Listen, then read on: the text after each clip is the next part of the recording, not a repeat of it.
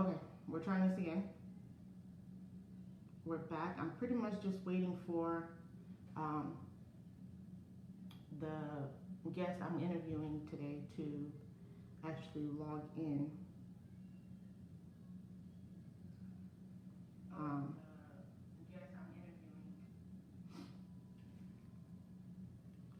so today we will be talking about the need for God, the church, and mental health counseling. We have with us who I will be talking to is actually Pastor Jocelin Belizaire out of Florida.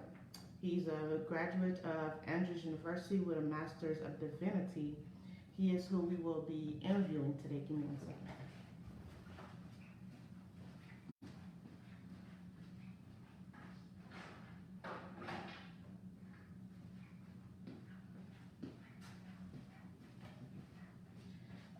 So the questions are surrounded around the importance of needing God, needing the church, and also needing mental health counseling. Because I don't know about some of you, but growing up, I heard a lot of, okay, if you're praying, then you, if you're praying and have a relationship with God, then you don't need counseling.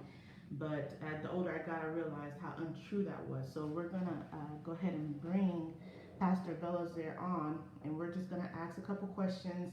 And feel free to ask or commentate at the bottom anything that you might have or want to say, or any questions you might have at the end. Will allow Pastor Belizaire to ask to answer a few questions at the end. So we'll bring him on right now.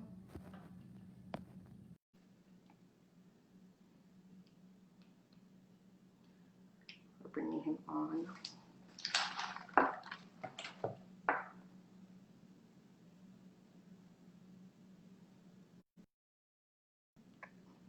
Welcome, Pastor. How are you? Good. I am doing well by God's grace. Blessed. So, It's a good day. It's a good day to be amen alive. to that. So here, as you know, that I am pursuing a degree in social work. So mental health is a passion of mine, mainly because I didn't realize how much I needed it until it was almost too late for me. So I want to create a platform where we're comfortable talking about different subjects that affect our mental health. So for today, our first topic is actually the need for God, the church, and counseling. So not separating them as in, okay, if you have God, then you don't need counseling. And if you're going to counseling, then you must not need God.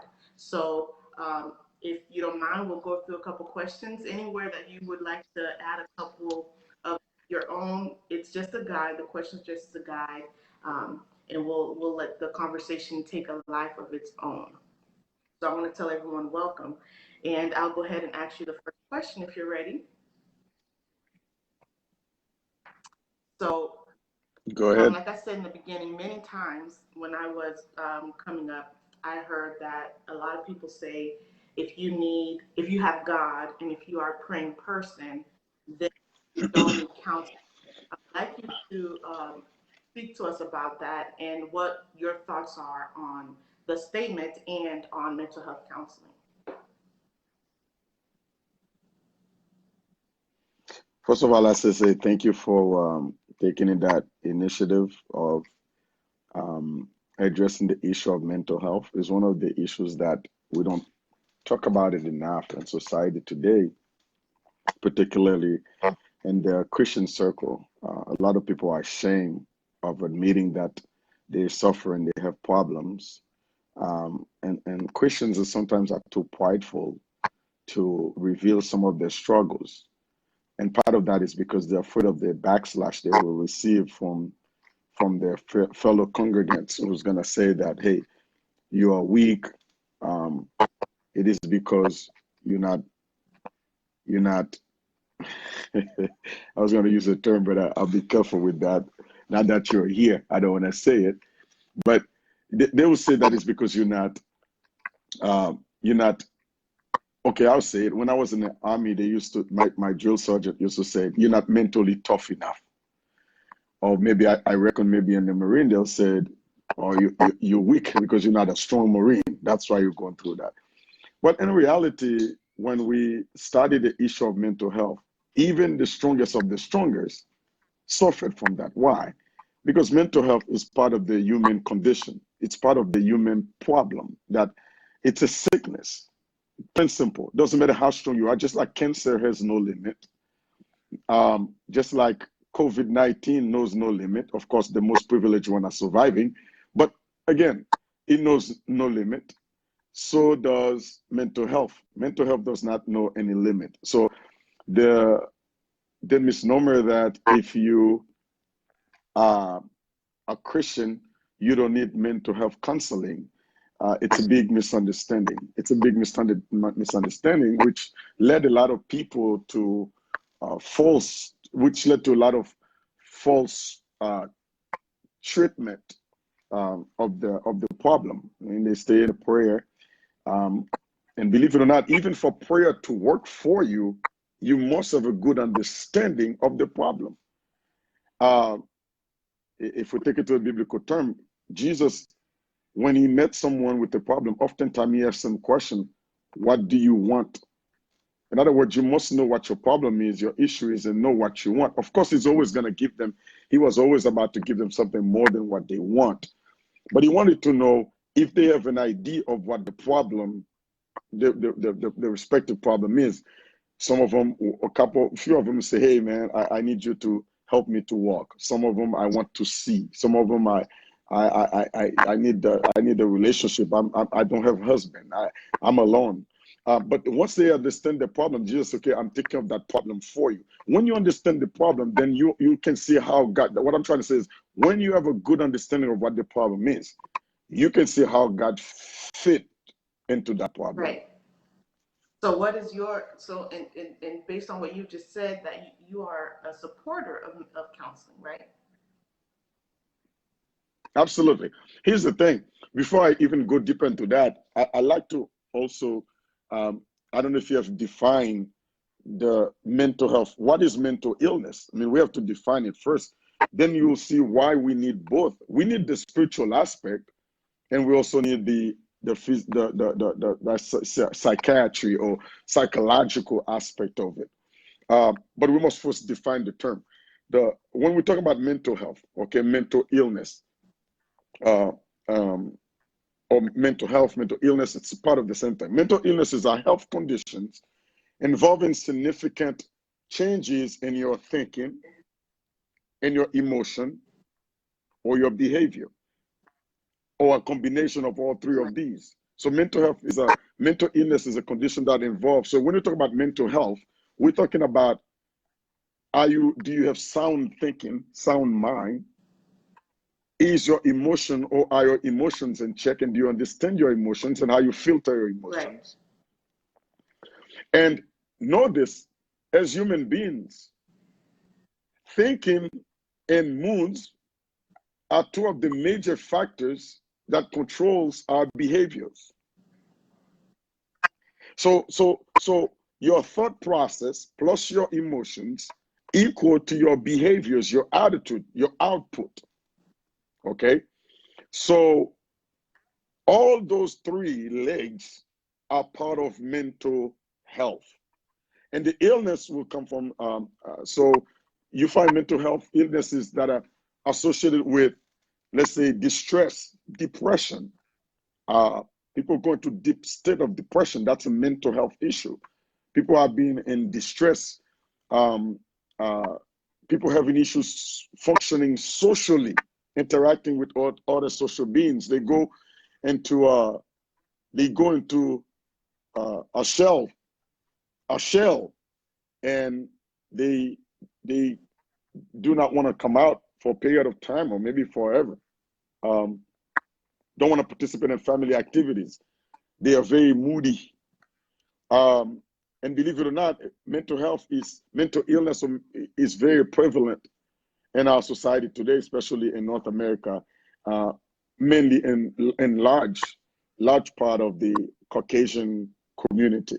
So I mean, I've said a lot. So when you understand that mental health part, and we can break it down into the physical aspect, the mental aspect, which is, you can say, almost part of the physical aspect, and the spiritual aspect. So there's two parts to it. There's the spiritual aspect and there's the physical aspect. And all of those two combined will give you a more perfect result if you're trying to address the problem more fully. So therefore, you need a parallel of mental health experts, and you need spiritual experts or spiritual guidance when you're going through some of the situations, because we are physical being and we are also spiritual being. Now, some of people want to deny that. That's their business. But we are actually, you don't have to believe in God to know that you're a spiritual being, because there is a deep yearning to connect with something greater than ourselves. And that's the spiritual aspect of our lives that most people ignore it. But even those who call themselves quote unquote atheists, they have a need to connect with something greater than themselves. So they participate in some form of spiritual rituals to help them cope with that deep need. We are spiritual being and as well as a physical being. So we do need to address the physical problem with psychiatry, and we need to address the spiritual aspect of that by bringing a spiritual experts into that setting. Ideally, it would be better to have a spiritual uh, leader who's both a mental health expert and a spiritual. There's pastors who study both, and it's even better when you have that kind of package. But we have both experts in both areas to help you. And I think having those two in parallel, working simultaneously with the patients, will produce a better result for their lives than if you go to just the mental health and then not address the issue, the spiritual aspect of it. So I like you said two things. One is knowing what your problem is, and I don't know about other people, but sometimes when you're going through mental health situations, it's hard to pinpoint what the problem is. And not only is that hard, but I find it also hard because sometimes you do some God blaming, right? You don't want to pray because you feel like, okay, well, God sees my problem anyway, and He's letting me go through it. So why do I need to pray? Or you don't feel a need for prayer at the time. For me, counseling actually brought me closer to God. I had a counselor who said, "Do you meditate? Do you sit in the room by yourself and do nothing but talk to yourself or to whoever, like you said, that your higher being is?" Um, and from doing that, I realized that I needed God more than I thought at that moment. And through counseling, I was also able to strengthen my relationship with God. So all those were key points. Now, to go deeper into the biblical aspect, does the Bible support mental health counseling? Does the Bible support us going to a counselor to get help outside of prayer?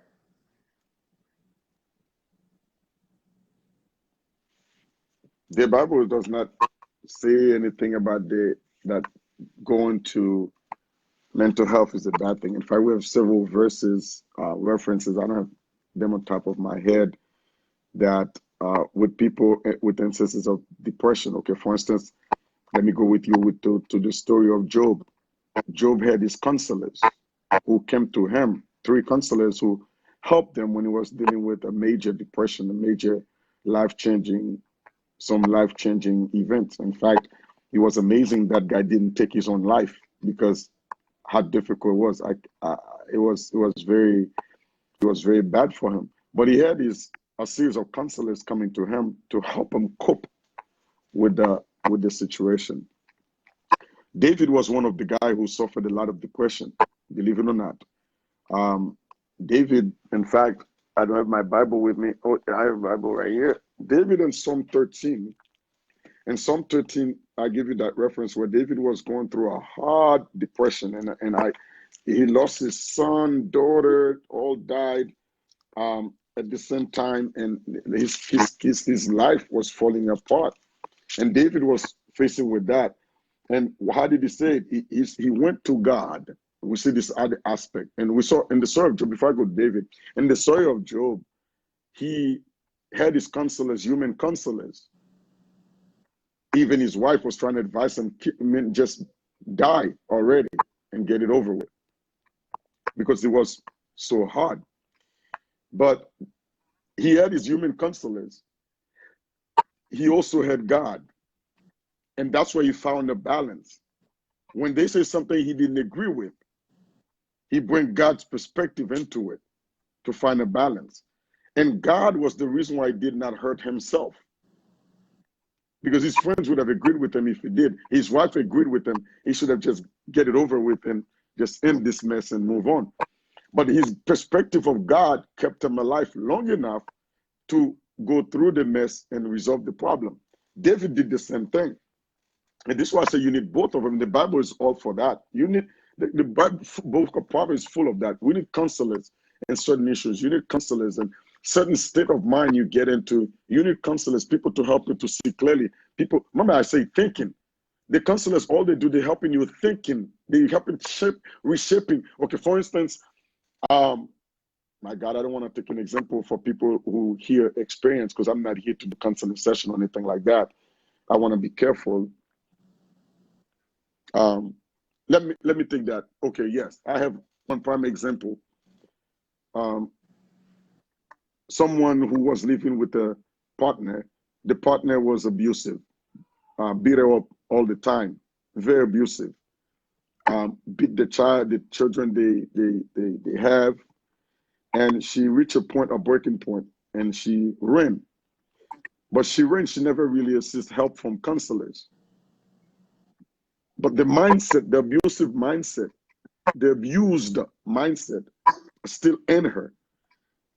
It created a lack of trust in her. She remained single until now, but it created a lack of trust for men. She does not trust men. She does not like men anymore. If somebody talk loud and all that, she's afraid that she snap. This is going to happen. But she prays a lot. She's a warrior, prayer warrior. That helps her to cope with the situation. But what I'm saying is the thinking though has not been changed. Because while God can help you with the emotion, God can help you with the shaping of the thinking to say, I'm there for you, I will help you. You still need someone to help you to understand the gravity of your problem so you can step out of it, change the way you think, and help you. The human counselors will help you with the how to think differently about the situation. Think about it. We all can go to God and pray.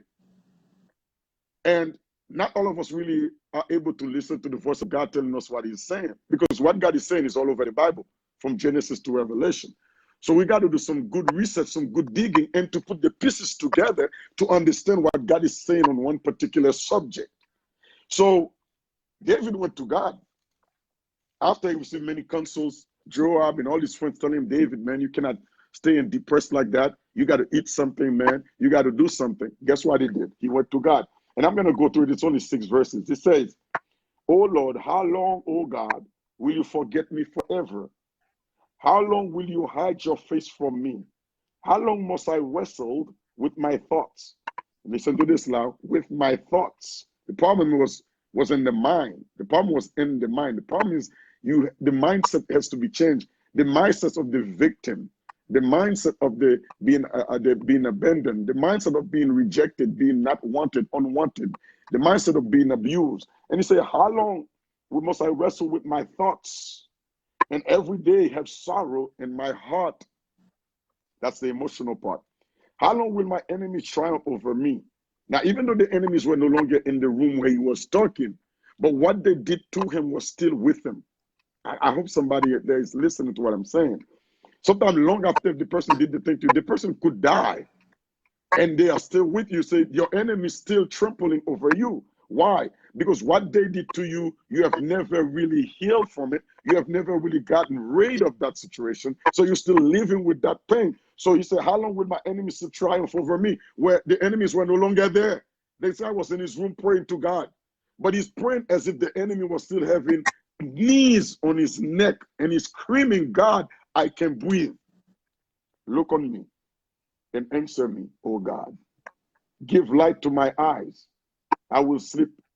I will sleep in death. My enemy will say, I have overcome him, and my foes will rejoice over me when I fall. But I trust in your unfailing love. My heart will trust in your salvation. I will sing to the Lord, for he has been good to me. Here he finds his emotional anchor. His emotional anchor was God. Where he coped with the problem was he drive his thinking towards God. He made God the center of his thinking, the center of his emotions. He made God the center of his behavior so he can remain sane in the midst of the situation that should have driven him into insanity, per se. Thank you. That was very good. So now we're gonna switch gears a little bit. So for people who have gone through things, um, we spend most of our lives in the church, you know that. And you have people who leave the church, they have children out of wedlock, or they've been to jail or whatever, and then they come back into the church, and instead of because from my understanding, the church is a place for sinners anyway. So when people like that, prostitutes, whoever comes into the church, they are technically home, right? But how we react to these people coming back to the church affect them mentally and affect their recovery. The way that sometimes church members negatively speak about them, or rumors get spread about their situation, how does that negatively impact their mental health and their recovery? And the follow, how should we react to people who are coming home, so to speak, when they return to God?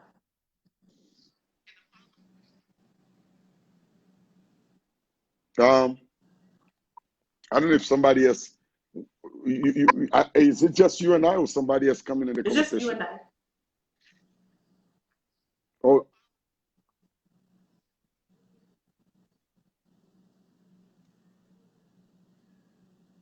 Yes. yeah. Well, I mean, yeah, go ahead. No, that was the question. So, how should we react to these people when they come back to the church? And that's even if they are still, backsliding. They want to change, but every now and again they return to their sin. But they're sitting in the congregation, and then you have congregants who negatively speak about them, spread rumors about them. How does that negatively impact their recovery and that person's mental health? And also, how should we treat the people who are trying to turn their lives around for God when they return back to the church?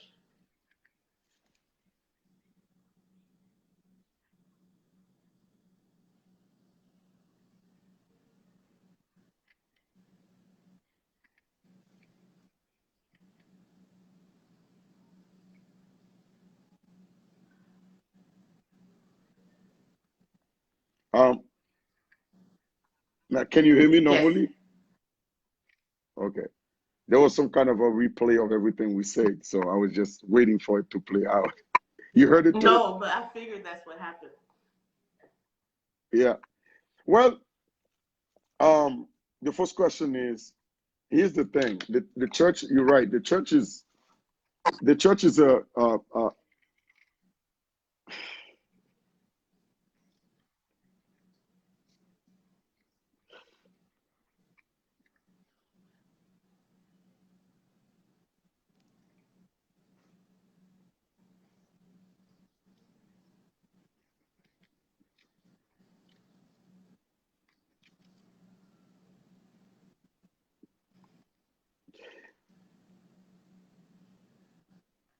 okay, let's start over. The churches are full of broken people. And the problem is that a lot of time broken people does not know how to deal with other people. Um, you have a lot of that in the church, and the leaders, the pastors. Here, the danger. A lot of okay, we receive training, spiritual training, and w- w- I don't know what is this. Could you send me another invitation? Log me in because it's replaying every time I say something. It's replaying I it think back. that's you. I don't think that's the. No one else can hear it. It's annoying. I can hear it. Like every time I say something, it's talking back to me. So here's what I'm doing. Let me get out, And oh, and then you can send me okay, one again. second.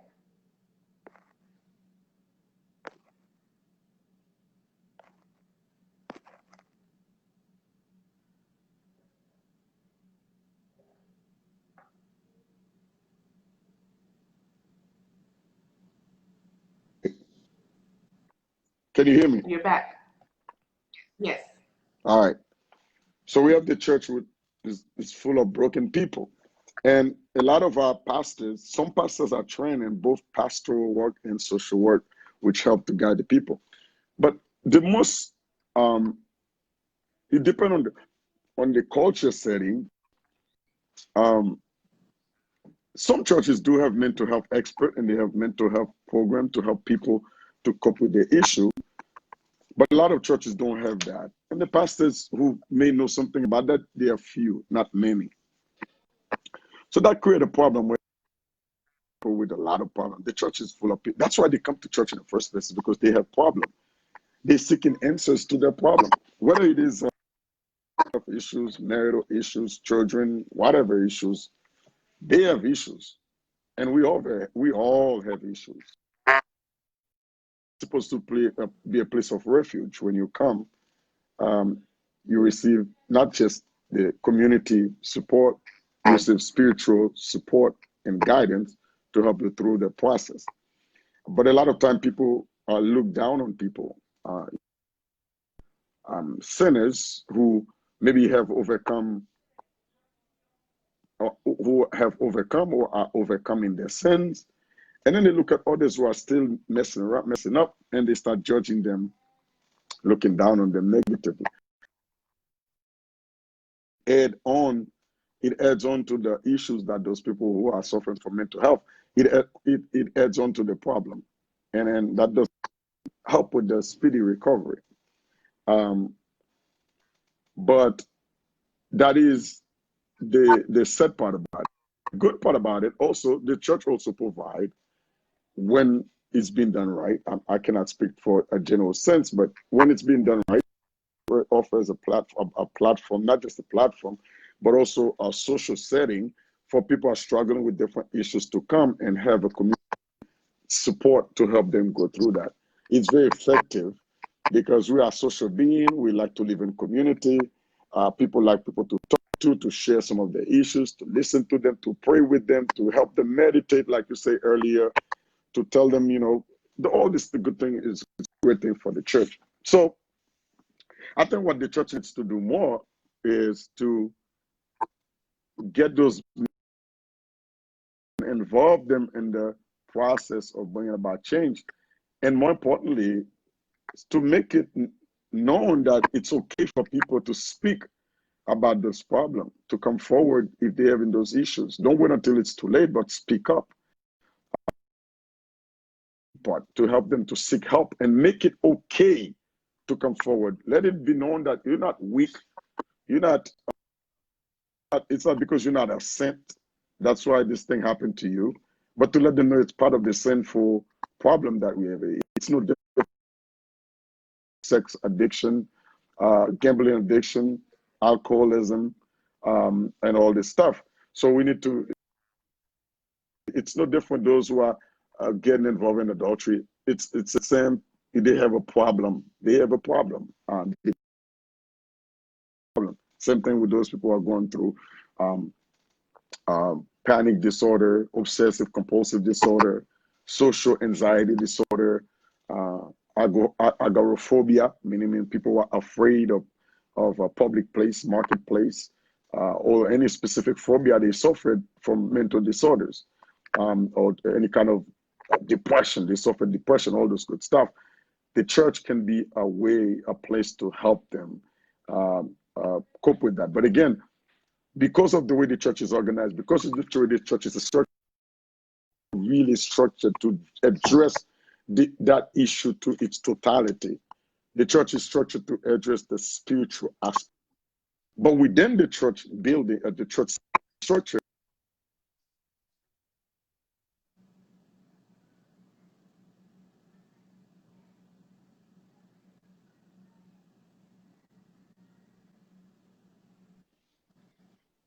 So kind of like what Nana said is the church should have different support groups, right?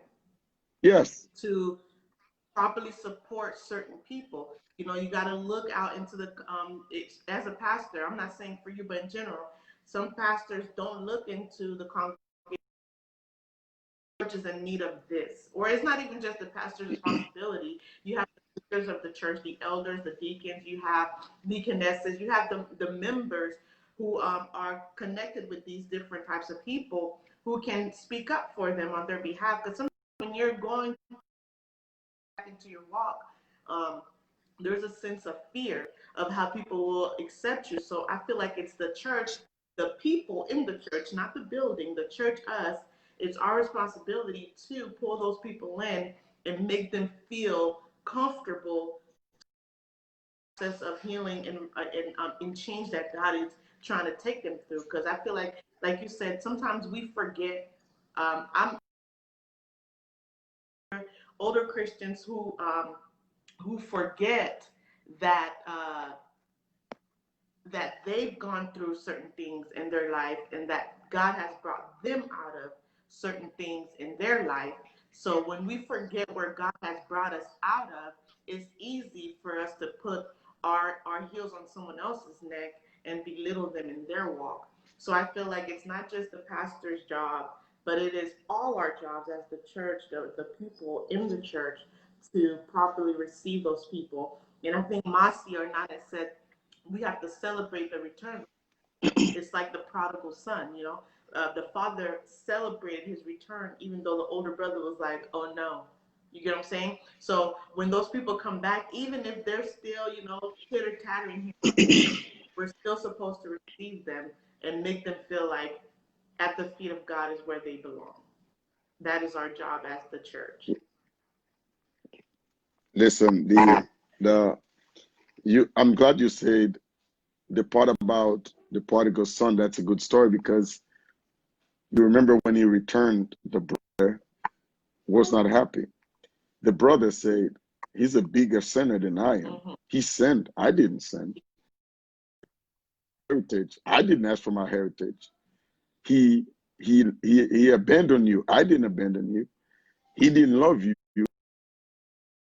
All kind of excuses. And trust me, it's part of the human nature. You notice the father was the uh, who embraced the son and celebrate the return of the son with his friend and others, but not brother. Brother didn't want any part of that. So um, the brother who returned did not even bother to answer his brother. The father answered him. And sometimes this is where the pastor role of the pastors to make sure that those who are returned are protected and are celebrated, Yes. even in spite of the anger of the other brothers and sisters. we did, Pastor Houston and I, we had a lesson the other day we were doing in this session, theological session we were doing, and we addressed the issue of long hair. In the Haitian young men, if a young man has long hair, is evil, is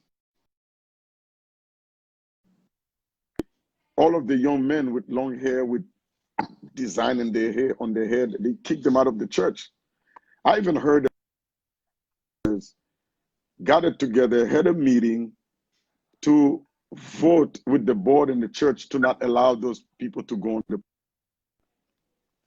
Now that's crazy to go on the stage.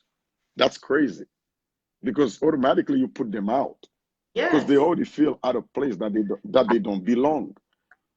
And somebody made a comment. I see something. Someone say it takes serious spiritual. I want to read it. I think that's an important one. Let me see. I'm going to read that comment. What? Can you read that for me? Amen. It takes serious spiritual and That's Masha. psychological Marcia, yeah, we definitely have to identify the Maturity. right people to help facilitate these groups. Immaturity is the cause of much gossip and fighting in the church. This is true. Well, immaturity, and that's true. Part of it is that there's a lack of. Go back to the brothers. Both didn't really know what they were doing. Only the father knew better. Mm-hmm. And he did. He told his son, "Come on, my son has returned. You didn't want me to celebrate." He fixed that guy while he was celebrating that guy. He took us. The guy said, the younger brother said, "Receive me as a slave." And he said, what are you talking about? You are a son. Come on now. Don't think like that. So he's thought this boy was in a state of depression, Yeah. by the way. When he was eating pig food, he was depressed. And he found the courage to come back. Father had to fix his mindset. Say, you're not a slave. You're not a pig food eater, per se. You are my son. I'm going to give you the best. I'm going to throw you the best, man. So he fixed the son's mindset. Then he fixed his older son mindset, who said he doesn't belong. He said, no, no, no. He's very belong. He's my son just as you are my son. So God is looking at everybody. And the pastor in the church, we say, this young lady who just abortion is just a child of God as you. This guy who has a gay, I'm not saying those who are practicing gay, but even there when they're practicing their gay, doesn't mean they're not a human being. You see what I'm saying? God doesn't want the practice of their gayness, but they can have the tendency, they're still a child of God. Okay, I know you're not go too deep into this mess. But the truth of the matter is, I gotta be fair. In the biblical perspective, the only guy I think that denouncing this, the practice is wrong. And I'm sharing with you how someone with the gayish tendency, female tendencies, they tend to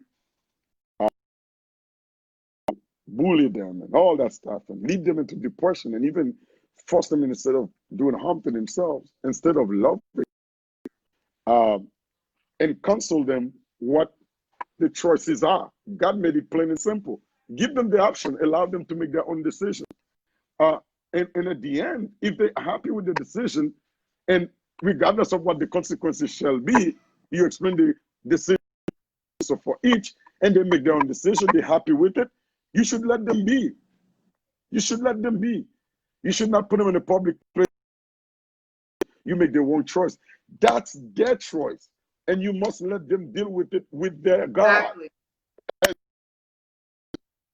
Okay? And even when you're telling them the truth, you must do so with love. Exactly.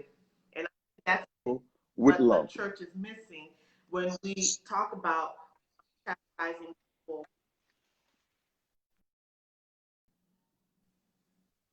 But the thing is, and like Marsha said, we need to encourage people to speak up. We need to teach people to accept each other.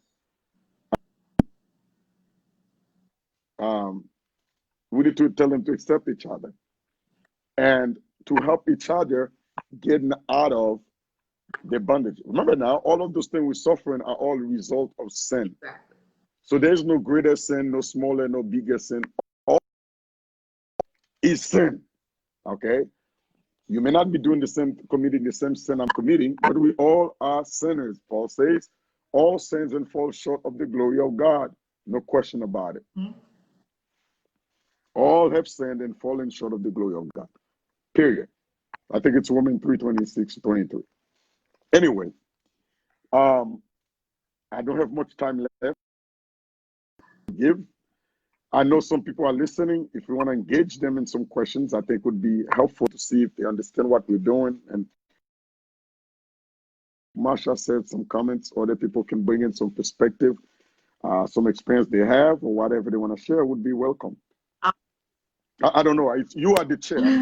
So at this time, while if anyone has any questions or any commentary to put in, at this is toward the end.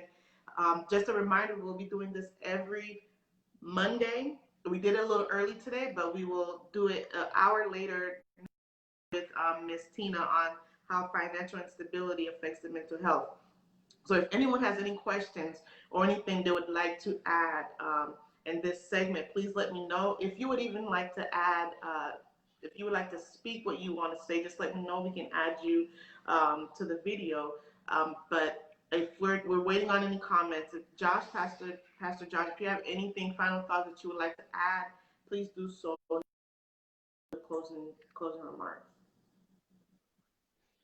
I think Marsha also made a comment saying we try to determine the rate of growth a person should grow, and that is not our place. So we're trying to fix the person. I think, and wait, fix the outside to make ourselves feel comfortable and neglect the actual growth. I grew up in the church and didn't even realize, really know God. I agree with Marsha here.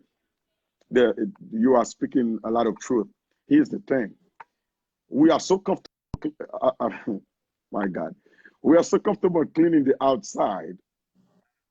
On Sunday morning, Saturday morning, you see the person wearing the nicest clothes. They're wearing the nicest perfume.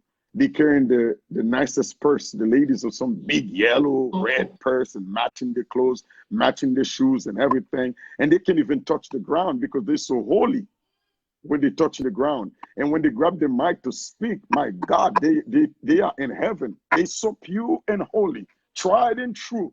And they are the very God on earth. Yeah, right. What you don't see is the major struggles they are covering up. Jesus said, look, man, I did not come to clean the outside. He said the Pharisees are already doing that. They clean the outside of the plate, but inside is. And Jesus said, I've come to clean the inside. And then when the inside is clean, the outside. Here's an example. We beat up a young girl who came up to church with a shirt little showing when she sit down, right? Preacher say, man, Deacon, you're gonna help me with that because I can't preach while she's sitting right there. I can't preach. Two problems. First of all, he has a problem on himself, and the inside. What you see on the outside, and we're trying to tell her, hey, go change your clothes, go put a different clothes on. We bring her a blanket to cover her up.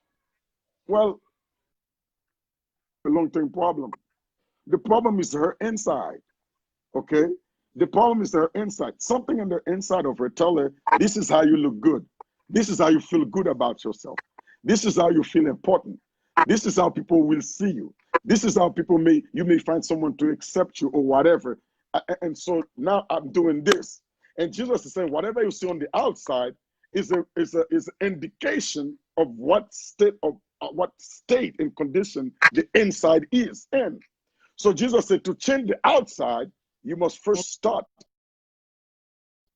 And the work of the inside is a fragile work. I say this again.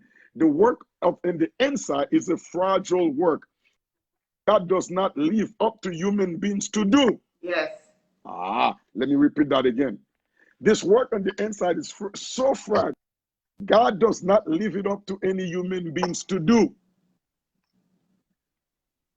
God say, and so God said to each and every one of you, look, come just as you are. Come just as you are. Then I will bring about the transformation. That's why we say, just as I am, without one plea. So he said, come just as you are.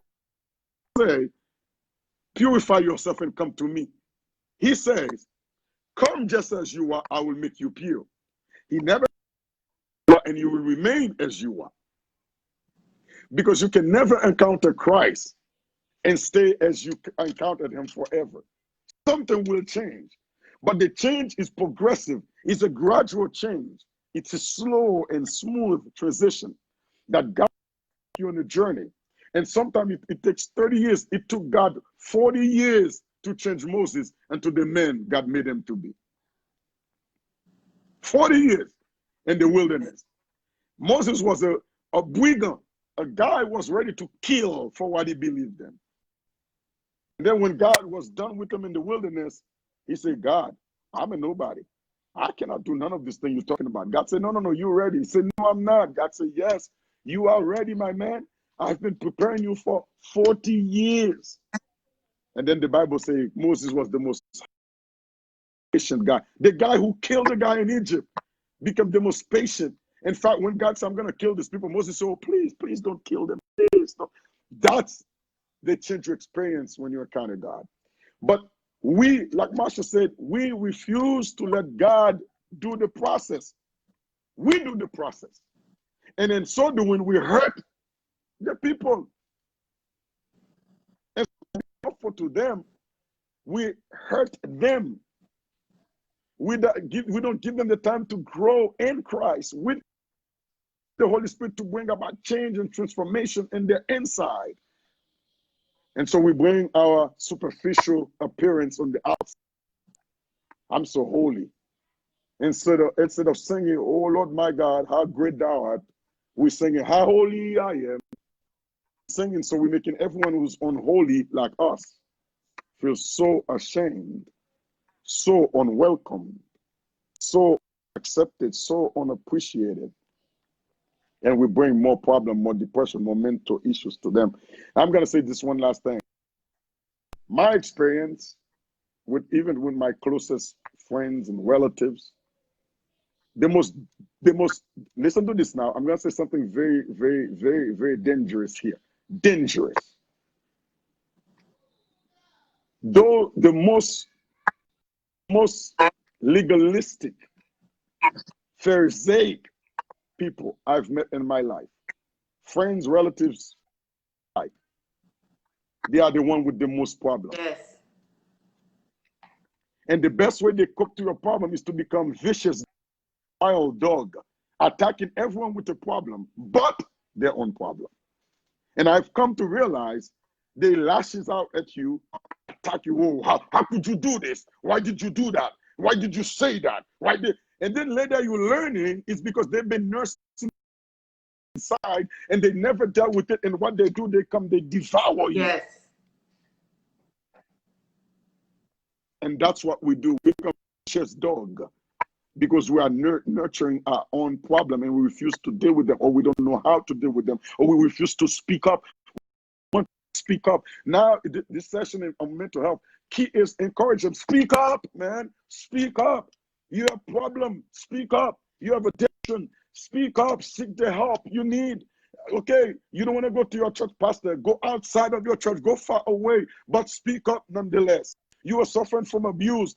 Okay, you don't want your family to know. Go outside of your family. Speak up. You've been abused. You don't want to talk to speak close friend to know you've been abused. Okay, but speak up. Go outside. Get some help. Speak up. Don't chew people up. Speak up. Speak up. Yes. And that's what we need to do in the church.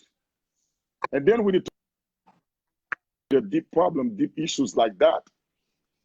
Don't go and blast them. Love them. Support them. Guide them. That's our responsibility.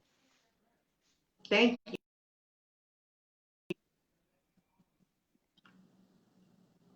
Thank you. Pastor Belizaire, can you hear me?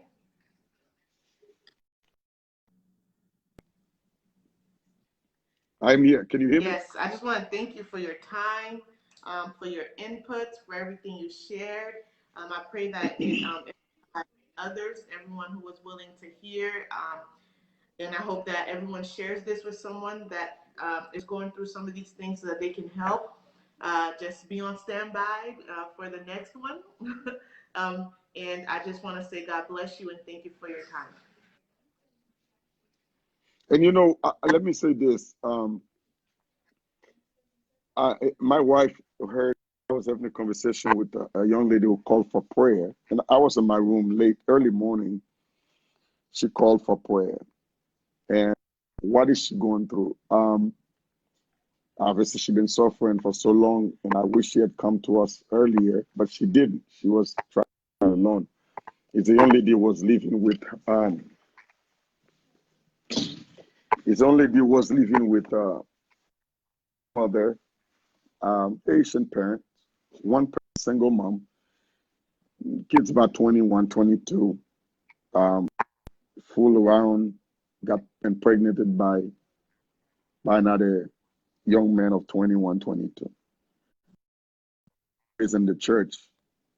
Um, that's problematic. So hiding with the look, man, I don't have money. Her mom is not even, like I said, immigrant, Haitian immigrant, hard stuff. Young man, and I was able to collect enough money to pay for the abortion. So let's get it done. She was to a state of depression because she didn't want to have abortion. She wanted to have her first child, but call him a joker. He said, "We got to get rid of this child," you know. And she, he said, "Well, then you're on your own. Deal with it." Now she said, "Okay, I'll carry on with it." The mom said, "Yeah, well, we'll figure out a way. Go principles and not doing that." She went into the hospital though. When they look at the baby, have some kind of a my wife told me something about it. I forgot. It's one that his body he would be born with okay, I don't know the name of it, but he would be born with people be able to see all of his inside, his guts and everything, his tummy, his belly, skin, and all that stuff. I mean, a lot of issues. His backbone is okay. Issues. So the doctor suggested to her that she end the pregnancy. And are you there? Yes. So the doctor suggested to her to end the pregnancy. She refused. But they told her there's a certain, I think there's like maybe 6 weeks. I don't know. They give her a limit. So she waited. Finally, after many experts checked, they said, oh yeah, you have to do something. But the problem is she waited too long to end the pregnancy. Baby have developed to be too big. Now the side of her what they call it, the uh, how do you say matrix, Nini? The thing that I forgot how they call it. What is it? Maybe the sac, what the baby sac. I don't know. I call it that. So so now they say that the baby is kind of outside of it, which could cause a. I'm not a woman, Come on. So potentially die. Both of them could just die. The baby had no water. I mean, outside of her. Now she had to do emergency surgery. Problem is, no doctor in the county wants to do the surgery because they say she could very much die doing that surgery. So she had to. Only one doctor in Washington D.C. will say he's willing to take a risk on it. So she had to fly there, have the money, and I just told you the situation. So she called me to pray with her. A horrible situation.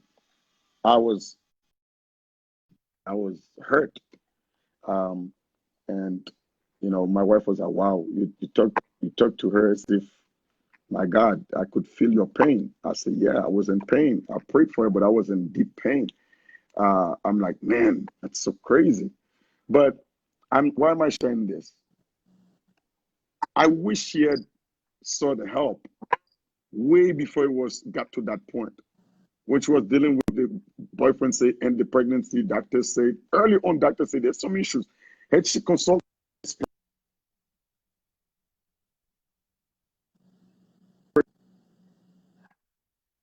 I got with you from where I have to go. Yeah, that's it. We're here.